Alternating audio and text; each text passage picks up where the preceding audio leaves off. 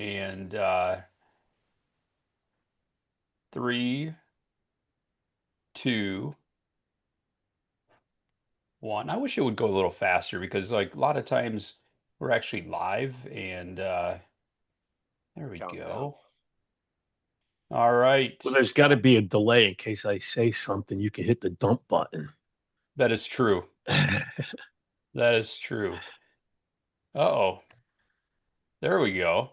Got a spotlight Mr. Steve West here. All right, we're going to kick things off. Today's WTF Wednesdays, which of course stands for What the Function. And we always bring in a different business function expert each week. And we have Steve Weston, who I will have him give his introduction. However, my addition to that is Steve was my first sales rep with Kaseya back in either '06 or '07, somewhere in that time frame. And it was in the beginning days of starting managed services. We actually were a year on another RMM platform, and we quickly grew, and we were running into issues with that original RMM provider. We were near the end of our agreement, and reached out to a few vendors, and Steve West happened to be our rep, and he sold us, and he sold us in many ways. Number one, he sold us on, closing the deal for the RMM product, but he also just provided so much value. And I know I've said this before, but he provided way more value than I would have ever expected from someone selling a product. He invested in his time into me and helping me grow my business, which I am forever grateful to Steve for that. And today we are going to be talking about a very important topic that we all run into, which is handling sales objections, I should say, turning that no into opportunities for growth. And we all know that we run into those objections, and there are ways around them. A lot of times it's just continuing to educate them and investing your time into them and turning it into a yes. With that being said, I'm going to go ahead and welcome Steve. And So Steve, I'll some of let the you. same techniques he used on you to sell you Kaseya. I set that hook deep, my friend. I set that hook deep. Yeah. Yes, yes. Well, And he did a great Similar to job. techniques you use at 1 in the morning. yeah, right, right, Right. right, Yeah. right. So Steve, That's one of my styles, right? I just keep him on the phone so long that he hits that point of it's kind of like interrogating a prisoner. Just keep them right, there long enough they finally admit to the crime, whether right, they did it or not. right. Yeah. Just send Um, me the DocuSign. Send me the DocuSign. Yeah. no, So, I think it's a reflection. I think that story always. I know Dan tells that story, and I always love to hear the story. It's always, a little bit humbling and self gratifying in a way to hear somebody that you did a good thing, right? And it comes back to one of my fundamental beliefs that if you truly want to build a trusted partnership with somebody, if you want to have a business relationship, not just a customer, right? You've got to invest and bring value to that relationship to justify that right. you know so I yeah. always thought that, and look to when I work with people, how can I bring additional value to that relationship that might be beyond the commodity or the service that I'm selling at that point, because these things that we do affect other areas of their business and their objectives and their outcomes, that if we're truly investing into a partnership, I, how many of you have ever been to an MSP website that does not claim to be their best partner in IT and technology? We all use this term partner. Yeah. And then and then people call me and say, why am I not closing business? Like, well, what do you do? Well, I meet somebody, I ask them some questions, and I send them a quote. Well, that's okay. So you're selling, but I might as well go to a camera store and buy a camera at a booth, right? I'm not building a partnership to teach somebody how to be a better photographer and deliver better results, right? And in technology, and again, I start thinking about these things when, Dan sent me a list of things we could talk about when it came to objection handling. My first reaction was, oh, caca, because there is no silver bullet, one liner magic words to Yeah. say, right? There is no words. What are the best way to overcome objectives? By not getting to those points, to be honest, right? How do we change the conversation so that we don't hear that price is an issue, or I'm happy with well, I don't need to change for my current provider. They're good enough, right? These are things that we can prevent from hitting that point. Now, they're still going to occur, and we'll talk about how we work through those. But there's a lot of methods to avoid that being the topic. For example, have any of you ever worked with a customer and asked them about what their objectives around IT are? Query them on that. Really understand what they think they should give. Remember, it's not about you, it's about them. Others who, if you've been here before, you've heard me say that before. So I won't go into that. But talking about them and then thinking about it from this perspective, one of the things that I always found success in it was going through the query and saying, so at the end of it, what I understand is it has this value representation. What do you expect? What do you need to invest in that to achieve that outcome? And let's talk about that. And if you can get to a point where you come to a number that you say, so if I understand right, in order to get your business here, because why are they investing in you anyways? What are they trying to accomplish? Do you know the business outcome? What are you selling? Are you helping their business, or are you simply there to pick up in two rings? Because if you're there to pick up in two rings, you're selling a commodity. And the problem with our industry is we've commoditized ourselves. And there's no more greenfield. If you're a small business, you either have a cousin or you have an MSP, right? That's just the world we face. But they already are working with somebody. So how are you going to elevate? How are you going to stand out? How are you differentiating your business? These are the things we have to talk about. What value do you bring to their outcomes? Many of you know I have three core tenets. People should invest in technology to grow their business. They should invest to increase their profitability or have more time to grow their business or coach their kids' baseball teams. Part of that conversation is finding out what's important to them. And the third thing is to reduce their risk. So I'm here to help you make more money.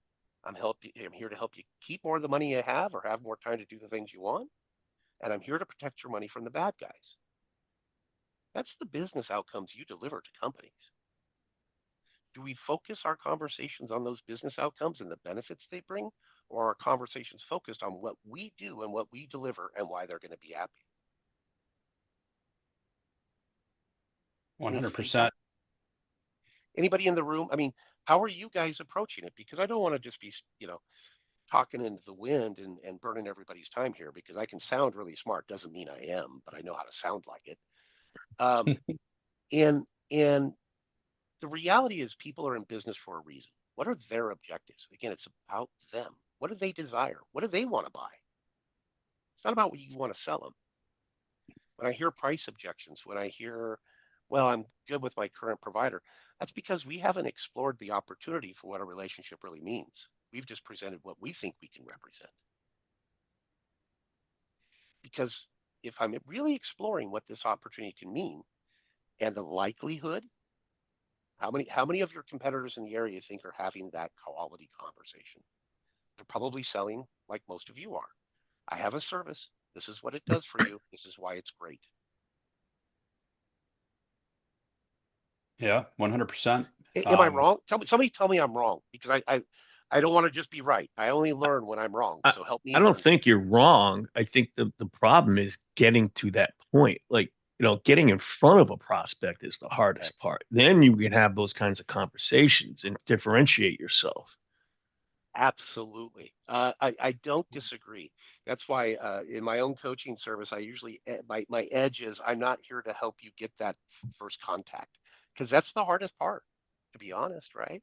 And you can spend money with lots of organizations, and I work with a lot of MSPs and have lots of conversations with hundreds, if not thousands, annually, and have a pretty good sense of your Marketopia or MSP sites and a lot of those different tools out there. They work for some and not others. There's no real, I don't know that it's any polar one way or the other. It's kind of in the middle. Like I said, there's half the people that work the programs seem to find success with those, half don't. Other people have their own ways of generating leads, but lead generation is definitely challenging. I prefer personally networking events. Again, in this age of AI, if you read anything that's being published, The pendulum of sales is, for IT in the 90s, we had to sell something and we didn't get paid until we delivered and the customer signed off, right? And then in the early 2000s, as we began to transfer into MSPs, we had to really prove the right to sell that way, to deliver that way. And then over the last 10 to 15 years, from my perspective, we've really commoditized ourselves because we've trained the customer what to look for in an MSP based upon the perceptions we've wanted to provide, but our values eroded because now they're shopping on price and performance, not on value. And there's a difference. So in order to get to those value conversations, first of all, I prefer to have a very strong ICP because you can't go to every event. I usually don't go to peer events. I don't go where other MSPs are. I go where my target customer is. And it's the most successful business I've ever been able to secure when I've run small MSPs. We're talking 3 to 10 people, and I've been with a couple of them. Is when I'm in conversation, when I'm meeting people. Those are the best conversions every time. But I got to meet the right people, and I got to be out there, and I got to participate. Right. So do your research, and I encourage you to understand the audience. Um, I was in the Willamette Valley of Oregon, if any of you are familiar with the area, and there's a lot of wineries, and I wanted to sell wineries because I liked wine. And the other thing is they have lots of write-offs. They have more money than God in many cases, and they spend money like it's water. And they're like sites that are 15 users that'll pay a premium to have big Wi-Fi's that broadcast across big fields and things, right? And they were just really nice people, and not to mention it's pretty incestuous. Everybody who owns a winery is related to somebody else who owns a winery, so word of mouth is a very powerful referral in that environment. I signed 2, and soon I had 14, right? But I had to go find out what applications they used. What did they mostly use to manage their inventory? What kind of problems did they have with those applications? I had to understand how their seasons ran and when their buying periods were, and I gathered all that information and education before I even started going to events where there were a lot of people who owned wineries. So I could ask intelligent questions and find somebody who had an interest in working with me. But I didn't go in just because I had a service. I went in because I had an idea of how I could help wineries have more efficient IT and help them ship more wine because I did research about the problems wineries had. Right? Think about the business problems you can solve for a market segment. You choose insurance brokers. What kind of problems do they have? Are they worried about private information leaving their building? It's a big risk for them. They have FDIC relationships, and they check those boxes on those annual audits they do for the SEC. They don't know if they're lying. They know that. Almost every state requires a written information security policy. And if you're breached and don't have one, it's going to be bad news. Are you having those conversations as part of your beginning? Tell me a bit about your processes. Tell me a bit about your what you have in place as far as your written information. What are you talking about? Well, that's a state law. That's if your current provider, this is again back to your status quo, are these things your current provider is talking to you about? If not, I suggest you ask. Do them the favor. Invest in them. Does it mean they'll convert? Maybe not.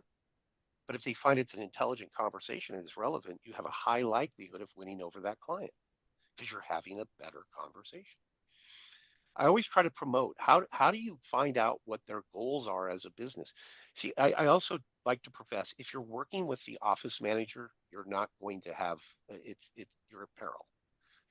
Office office managers deal in cost, and forgive me if I've said this before, but it's an important concept I think to understand. Office managers deal in costs. What do you want to do with the cost, my friends? Anybody? Reduce it. Lower it. Okay. What if we change the conversation, well, to investment? Who makes investment decisions at organizations? The C-suite. You want to talk to the buyer? You want to bring value to the business? You can't talk to the office manager. You got to talk to the C-suite, person who's setting strategy. What's your revenue target for this year? What kind of increase does that represent? How do you picture yourself getting there? What kind of things are you going to do to support those activities? What does your systems require? What are your risks in what you're looking at doing? So Steve, I want I'm to not jump selling in here. IT. I'm not selling IT. I'm selling Yeah, solutions. I want to jump in here and just say that I think the biggest challenge that many MSPs have in uncovering everything that you're talking about right now is the concern that that's none of my business, that I'm asking about their business, I'm getting too intimate, too deep into their business, because as technologists, that's not what we're used to talking about. You know, most MSPs are technologists first, entrepreneurs second, and the business questions that we need to ask are sometimes we feel like we're prying, but we're not. I mean, we're there to help them with their business, not their technology. Yes, their technology, but not their technology, if that makes sense. It Business does. first, technology second. And I think we feel like if we're asking those questions that we really need to uncover, that we're like asking a friend, how much do they make a year, right? Like you just don't ask that, right? And but it's okay to be asking these questions. They want us to be asking these questions as long as we can tie it to how we can help them. Mhm, mhm. So that's a great question, and I often hear that. So first of all, you don't make a shot you don't take, Yep. right? And when you say we fear this, well, fear is an incredible, it's probably the biggest motivator in human beings. Fear is a great motivator. And so we have to transfer that anxiety that fear causes into opportunity, both for us and the customer. And it comes back to the quality of your conversation. You're right. And if anybody hits my website, you'll see my big my big statement is the MSP needs to transform. They need to evolve. In the age of AI and tools that are beginning to perform a lot of the technology aspects that we're traditionally delivering more in quickly, more accessible to the public. Um, a lot of what we've done traditionally is not really going away, but it's shifting, right? And businesses no longer want to buy that magical SaaS app. They no longer want to buy another firewall. They're tired of that. They're exhausted. How many? I'm literally on the phone with one of my partners that I help with their customers, and the customer says, "Man, I love you, but I almost avoid your emails every time because I'm afraid you're trying to sell me something else." Yeah. Right? They're saturated with sales. What do they want? Listen, we are an instant gratification iPhone society. There's an app for that. Where do you want to go today? I can stream my own content. I can make my own content and stream it, right? These things are accessible. And AI, heck, you got tools out there. People are not programmers or writing software, right? Hmm.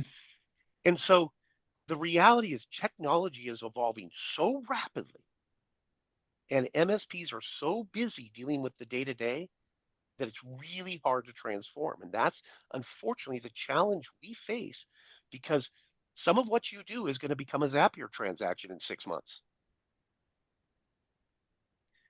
right? The MSP is going to throw out his shingle, open his doors, sign a Kaseya contract, and he has tier one and tier two help desk already done because he's not he's not been investing for 10 years hoping for feedback. He's starting new in the investment and has money to throw, right? And what does he spend his time doing? Selling. You Right. know, those aren't usually very good MSPs that last very long, but that's what we face, right? So how do you get past that fear? You have to ask permission. You have to invest in the relationship. It takes true curiosity.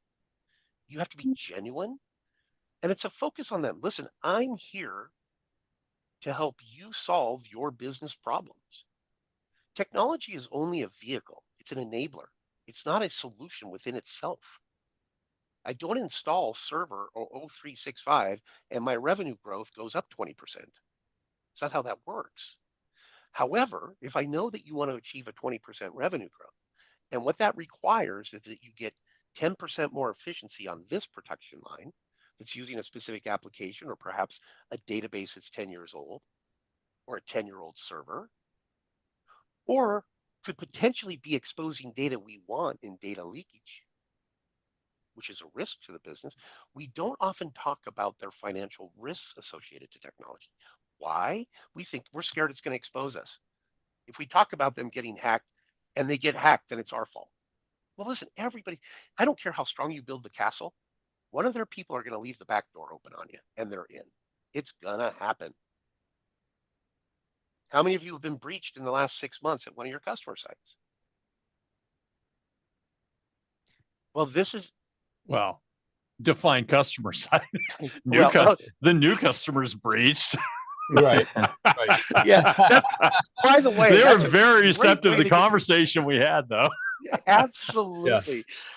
And if for any of you that have talked to me offline, I'm building a what I call data governance service as a service instead of like you guys contract SOCs.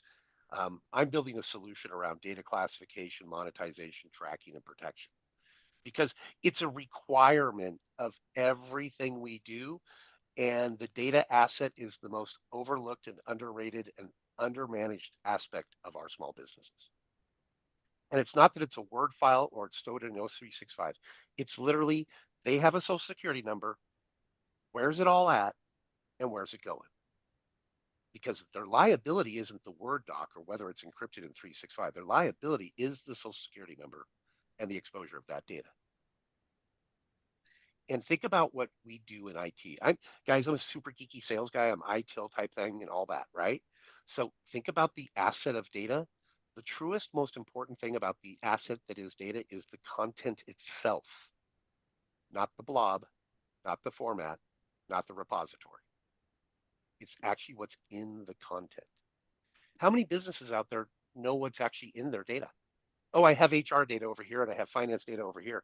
But do they actually know that they have $10 million worth of record exposure that they don't think it's worth buying MFA to protect? It's probably because they don't really understand their exposure. And they don't understand. Listen, if I talk to MSPs that are, say, 40 to 60 customers and above, I'm seeing breaches, if not monthly, at least bi-monthly, if not more frequently, to be honest. I have several partners that I work with. When I call them, they can have an active breach at almost any time, but they work with finance industry and things like that. And they're being targeted. And luckily, a lot of times they find information that doesn't have a lot of value and we can walk away. And if you followed any of the trends, the ransoms have dropped. So now they're going to ask you for 1.5 mil, but you'll probably get out for 300K. And do you know that less than 20% of the actual breaches where ransom have paid are even being reported? Oh yeah, that doesn't When you surprise say me at all. breach, are you including business email compromise in that? Well, a breach can be anything, and a breach doesn't mean that a hacker got you. A breach could be that an internal employee went into Chat GPT, uploaded the entire executive's team's salary because they needed to create a PowerPoint for an executive meeting. I've literally seen that. I went into a site with a customer yesterday. We did some what I call shadow AI searching because I have a tool that allows me to see what applications or data is being uploaded to. I saw they're like, oh no, we don't have a problem. 7-person insurance company. No, that's not a problem. 891 files have been uploaded with private sensitive information to ChatGPT within the last 6 weeks alone by 3 of their employees. Innocently enough, trying to improve their performance for the company, trying to deliver more values to the company as a customer, but completely uninformed. And the organization had not done anything around AI readiness before it found its way in the business. And people, if you read like some of the think tank guys or some of the early guys, their biggest call to alarm is the amount of security debt we're building around the release of sensitive data into AI currently. It's a huge issue. Huge. And I see it in almost every business I click on. I can see a Copilot, I can see a Chat GPT, I can see one of a half a dozen other things are actively being used, and nobody is either concerned, aware, or educated as the implications it means to their security. How many people open up their Slack and let a vendor in to have easier communications? That's just like, come on in, sit down at the table, let me feed you some food. right?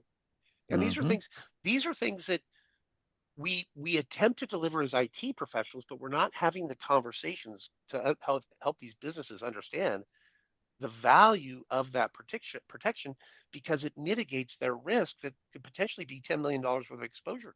How many of your small businesses could afford the fines in that type of scenario? They're done. That's why, what is it? 68% of small businesses that actually have a data loss are out of business within 6 months. 44% of cyber insurance claims were denied last year. Why? Everybody comes in, they check the boxes, they fill in their Beasley questionnaire, send it off, they actually get breached. They had no idea how much their value of their data was. They don't run the processes that if you actually read your cyber insurance policy, how many of you actually read your legal documents top to bottom, every word, and understand it? They didn't read it. They're not following the processes. Well, Eric, I can only tell by your responses and facial reactions.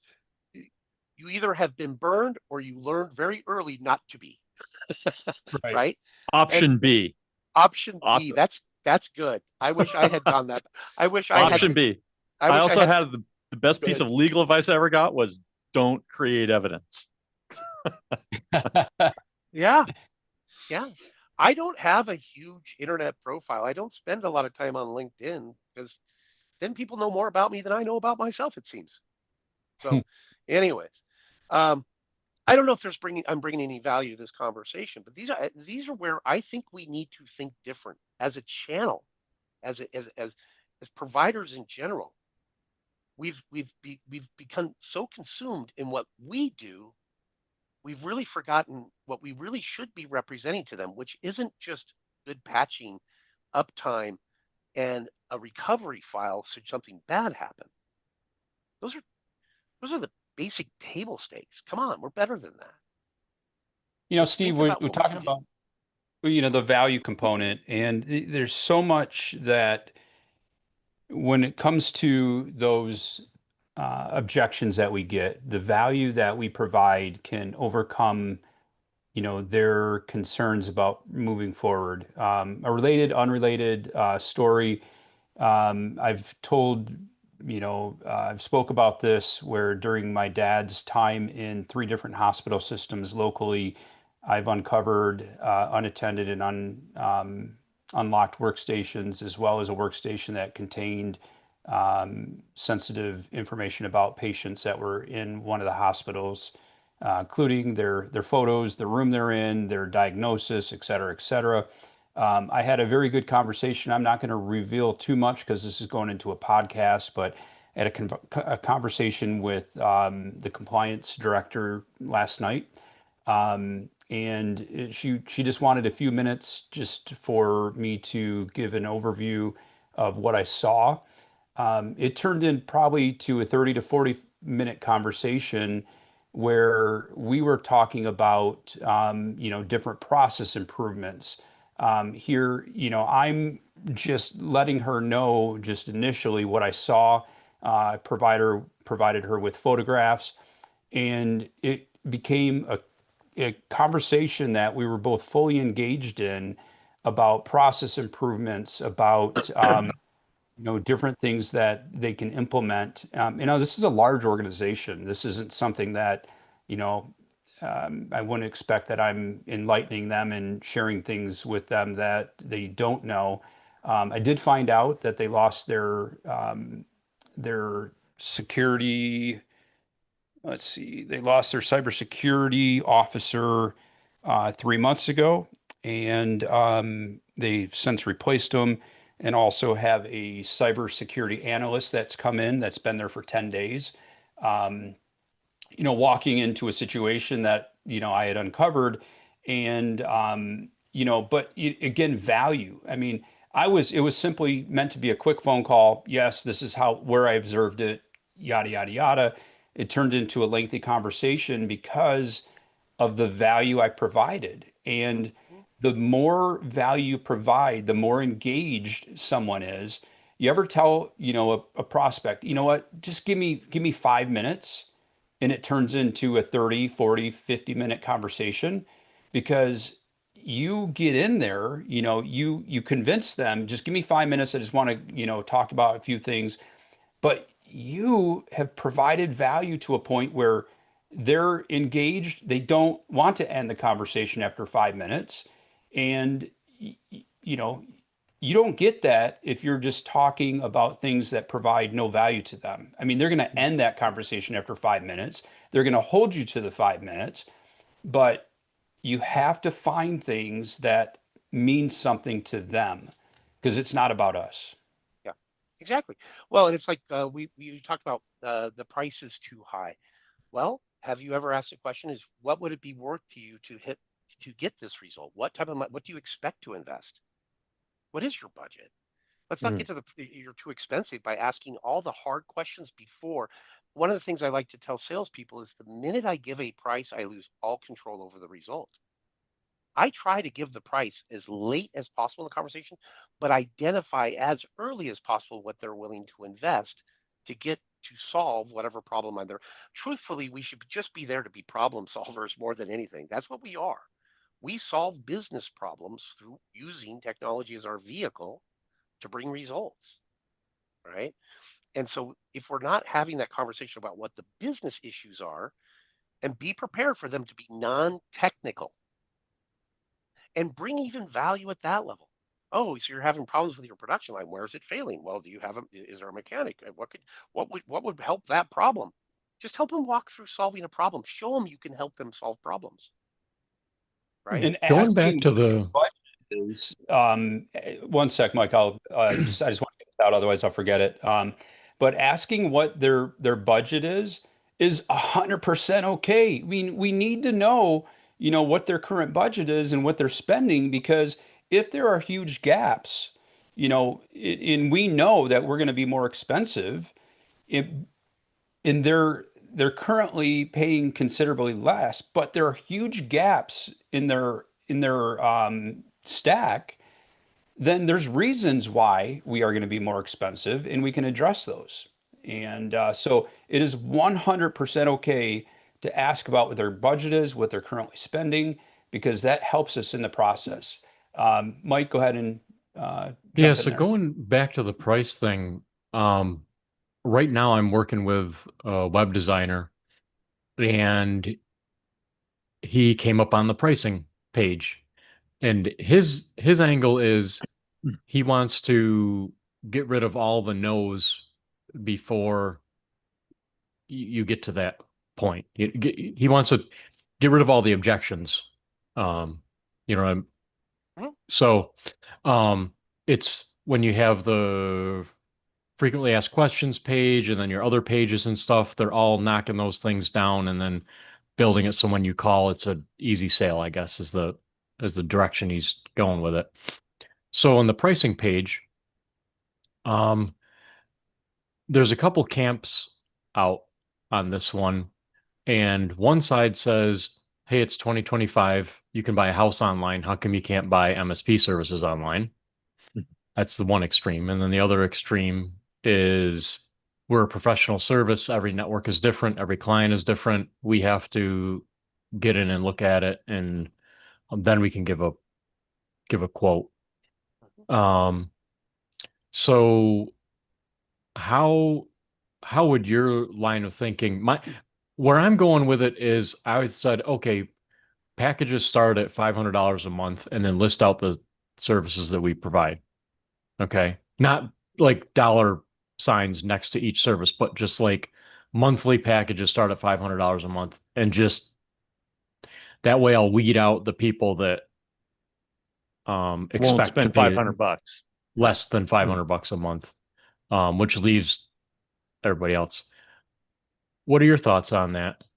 So there's validity in some of the concepts that he's presenting, but let me give you a different perspective of that. So you go in and so part of the problem is that we in the age of the internet, people know more about you than you do them going into that conversation. And by putting all that up on the website and saying and being very declarative in our messaging, we're not very inviting in our messaging. We talk about the value we provide, right? but it's very declarative in the way we usually present them. We help our customers be more efficient. But because we're not telling a story of we engage our customers to help them grow their business through finding new means of efficiency, cost savings, and greater rates of risk reduction, right? Where does that fall in what the value is? Because if the value is we start at $500, now I've just given you a shopping list. Now you are a commodity because I can consume you. Like you said, I can buy a house online. Well, that commoditizes the housing market. What I can't buy is a custom house online very effectively because you have to go into the shop and look at all the tile samples and do all the, I know I bought a house like that, right? That type of thing. So if I really want a personalized experience, it gets me the house I want to live in, not just shop for a house that falls in my budget. It requires more of me as a buyer and requires more of the seller I'm engaging. Mhm. And I paid for that experience. I actually paid less than if I'd gone online, but I'm good at negotiating, I'm gonna say. Anyways, and so the reality is, do they want what they want, or do they want what you're selling? Right? Because then you have to that's like fishing. You're casting, you have to cast the right bait, or you're not going to catch the fish you want to catch. Instead, I need to figure out what they're feeding. I'm a fly fisherman, Mhm. entomology. You go out, you figure what they're hitting on, and that's what you put on. I just don't get up in the morning, tie on a fly, drop down to the river, and know it's going to catch a bunch of fish. It could probably be the wrong fly for that day and that You got to weather. match the hatch. Right, right. So how do we align to their business, not force them to align to ours? And it comes in the conversation. Ask for permission. Going back to your comment of discomfort around getting into some of these things, guys, if you want to be around in 10 years, you've got to become business people, not techs. Let me be clear. I I'm an old rocker. I grew up in the grunge scene with roommates that were in grunge bands and stuff in the 90s. There's a Tool song out there called Warrior, and it talks about being obsolete as we get older, right? The guy that hits the battlefield, but he's the 40-year-old guy out there with swords and armor. He's probably going to get killed by the 20-year-old that's stronger and faster. So how does he fight that battle? Well, we have to evolve. We can't continue being what we've been. And it's hard because it's hard to get out from underneath what you're under. But ask for permission to have that. Have you ever thought about going, hey, listen, you know, thanks for having me in. Tell me a little bit about what you brought to me. So to start with, I just want to provide you my perspective of what you should expect out of a provider like me. Educate them that they deserve something better. I believe your provider should help you invest in things that drive revenue and business outcomes, reduce your risk. It's not about what tech I can sell you. So I would like to ask for your permission to ask a few questions so I really understand what your strategic corporate goals are, so that when you start asking me how I can help you, I can be more clear, I can be more aligned, and I can actually provide you pricing that makes sense relative to the budget you should be providing to support your company's objectives. The Kaseya one, that's a good one. I didn't even think about that. But that's one where we can say, okay, we're local. Some companies are calling this white glove service, where your first call in goes to a call center in the United States with people that speak your language and can understand you. And because you know that Kaseya is not going to do that. And actually, some of my Absolutely. competition is not doing that. So So so I would actually take I would actually encourage you to go even a step further, because this is the pit that this is the internal battle we have to face as people who are geeks. I think in binary, but I speak in flower, right? And think about that. So what you just said is, listen, we're local. Your help desk is gonna be somebody who's gonna speak your language and be on your time zone. But now you've made yourself a help desk. Your conversation needs to be, listen, we're local. We're investing in a partnership in our community to help you grow and strengthen the economy of our local community. And by working together, we do that for each other. Talk to them about what they mean to you. Yeah, Share back. that's the angle my website designer was going with, was showing how invested we are in the community and that and the That's a good one. partnerships. That's a good one. Yeah. Get your customers not to say how great it was that Sheila solved my problem. Get your customers to talk about, by partnering with them, we've been able to focus on this and achieve this. Because that's what somebody wants. Oh, he helped this person grow their revenue 10%. Huh, I better talk to him, because if he can help me versus my MSP that I just keep paying these big checks to, who doesn't care about how much money I make, he's actually worried about whether I make money. Listen, I don't want you to buy my service if I can't help you succeed. Bad business is bad business.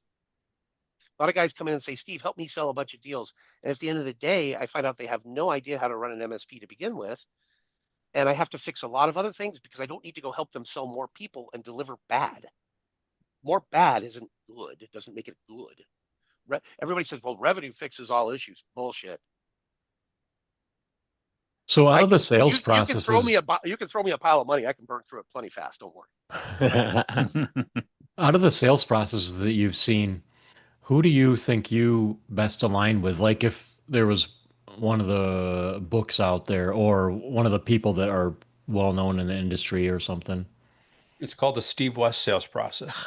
No, it actually is referred to as the Church of Steve. Thank you very much. Um, for those that don't know, I was one of the early guys at Adigy, first five guys with Jason and people out there. And literally, I wore every hat there. Like I ran our compliance team to Secure SOC 2. I'm that geeky, right? And did it all in Google Sheets, wrote my own risk ledgers, everything else. That's why I'm kind of a GRC geek as well. And what I'll tell you is, everybody had to go to the Church of Steve when they hired new employees for at least 2 hours. Uh, I would say if you ever, I don't do well with sales books. I usually get about 2, 3 chapters in and I can't continue because they're teaching people to sell. And if any of you recall my first story, my first time I joined a few months ago about selling my first camera before I even interviewed for the job. And Yeah. what I learned in that moment is all I was there to do was help people. You fix problems. You help organizations. There's a difference. You don't sell You, them. Stop you have to be selling them. genuine, right? You got to be Yeah. genuine about it.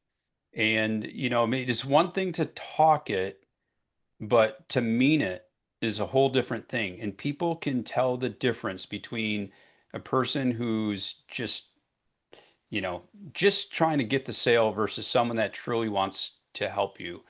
And if it's in your heart that you want to help them, I mean, you will get the sales, you will get the rewards, you will get the profits, but you got to be genuine and really care about those people that you're there to help them.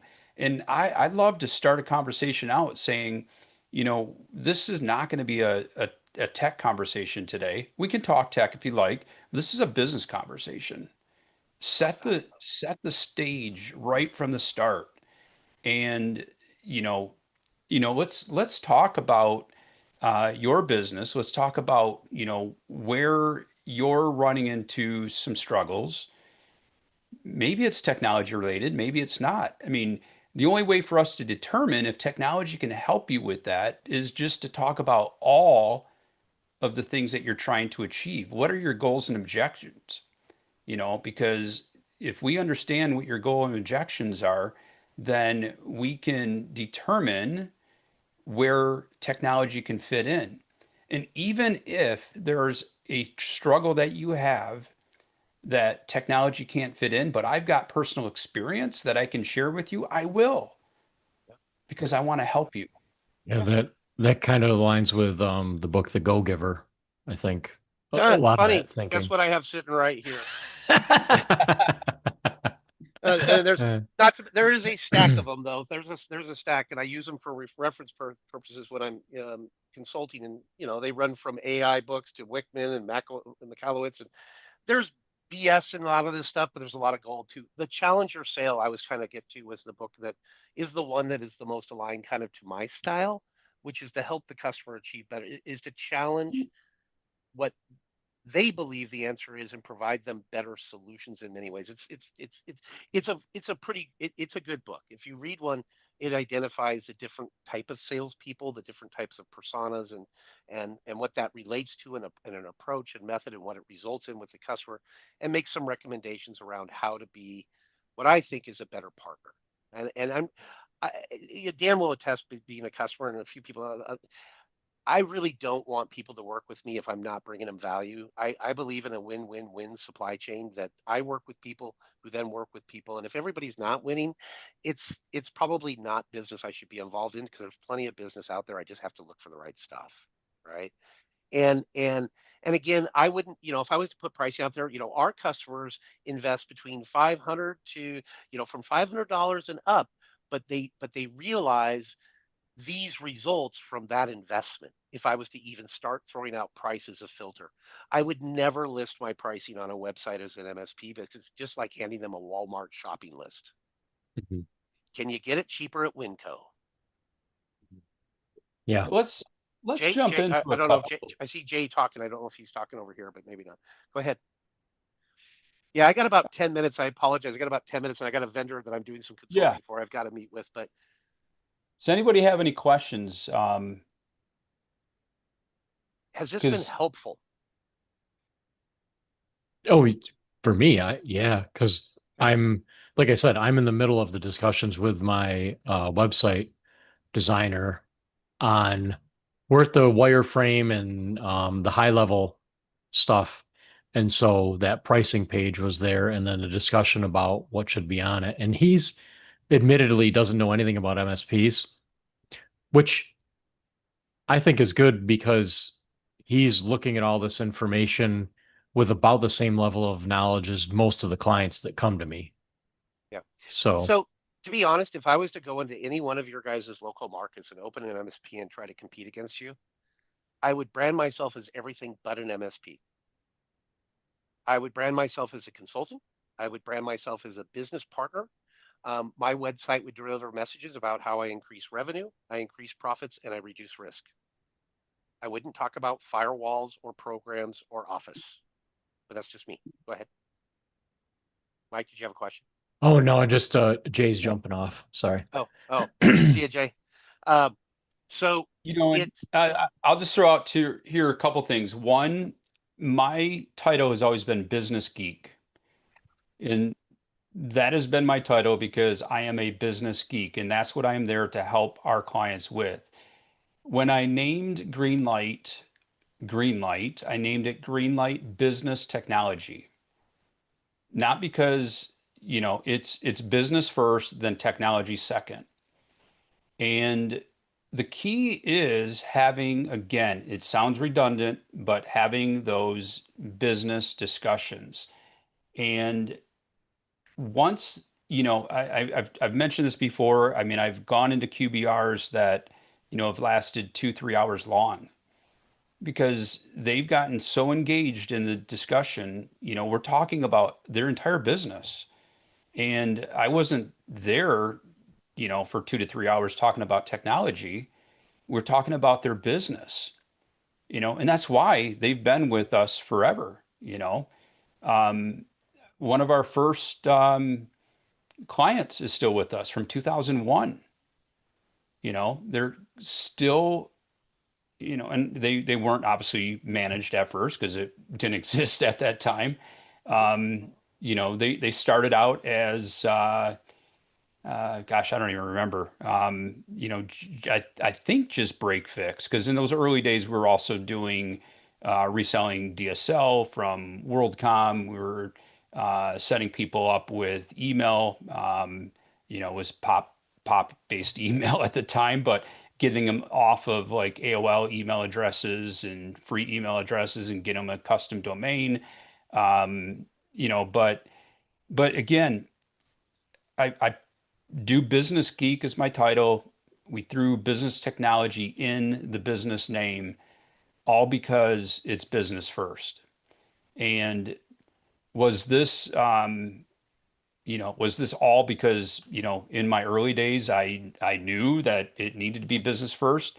Not, no, not necessarily. I think over time I realized, how critical it was. But the emphasis has grown.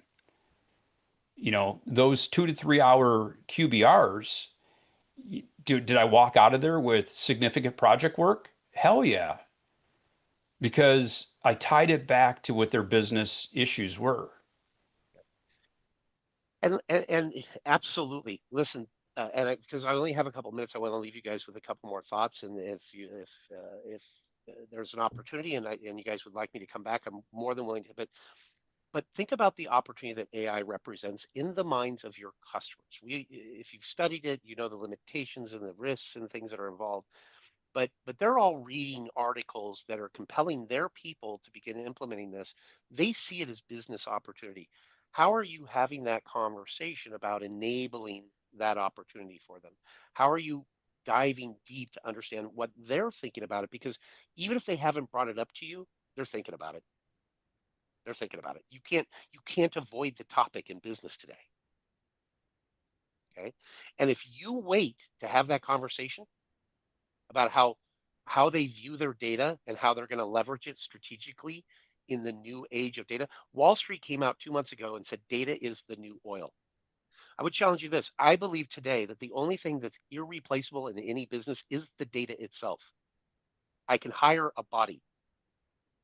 My most important asset is my data. We used to say our people, but now I can buy an agentic AI agent for that. Mhm. Our most important thing in business is data, because without it, we can't invoice people, we can't receive. How many of your customers still do paper invoices only? 0. 1? Yeah, yeah. And We are they have one. more than, yeah, you have one, but we have one. And that's the guy I've worked with for 10 years. He's my buddy. He's got 10 people in the business and he can get away with it. I mean, I don't know that that's the story, but it's probably somewhere not too far off. Right? Yeah, it's not too far off, but I mean, it's a very, very, very successful company That doing has a unique situation that that they has a can. unique situation. Yep, Yep, yep. And you'll exactly. find those. You'll absolutely School find them. districts like paper. School districts do like paper, but they don't like when their student information gets out. And so many of Right. your school districts out there have really poor. And if there are a lot of programs where 80% of those school districts' investment into security and technology can be funded through a federal program. So if you haven't looked, it's like E10, forget the name of it. I've got a couple of guys I'm Yeah. working with that are doing it. It's actually, I Yeah. I These tend to guys actually avoid SLED. construct schools. It's crazy. That's different. That's a little different. Yeah. I It's a different animal. Yeah, I'm not a big SLED fan because it's usually a quick way to the Me neither. bottom. But if you Yeah. can get 80% of it funded and you can ask for a higher price, then I'm not so against it. Anyways, so think about, AI is a great thing to start. You have to approach these topics. You have to educate them. You Yeah, you're have gonna to get run bring this over up. if you don't. You're gonna get run over. I love. Has anybody heard the term fixer? I'm a fixer. I like to think I'm a fixer. I'm a problem solver, Mhm. right? Have you ever thought about being you're a business fixer? What if you're just a business fixer? You fix businesses. Mm-hmm. Technology is especially with AI is the most powerful vehicle they have to get to their destination. People get in that car to get to that destination, that vehicle. But we don't don't sell them the car, sell them the journey and how it's going to run smoother, it's going to break down less, and you're only going to have to stop. You're only going to have to recharge once. I'm trying to be eco-friendly there with the electric car. Did you see that? So think about these things. Is that how am I going to up my game? Because if you continue to sell what we've sold, which is I charge this much per desktop or site, or this is my suite of security solutions, here's what I do for you, here's what I do. I think that you'll be in jeopardy within 2 to 3 years, if not sooner. Because people will no longer want to buy tech, they want to buy a business result. Because it's not about what you do, it's about what you do for them. Them. It's about them, not us. Yep. Gentlemen, I Steve, always enjoy this time. yes. I apologize. I have to depart. I'm on Oh, LinkedIn. I'm always open. I think a few of you, Jackie, we've talked in the past. Always feel free to reach out. I don't charge you until you say I want to pay for some of it, type thing. And I like to hear myself talk, obviously. So If there's value I can bring any of you, feel free to reach out. Anybody who's involved with Dan deserves some of my time. I appreciate that, Steve, and appreciate everybody being here. Until next time, until Friday, we will see you guys then. Take care, everybody. Take See care. you. So guys.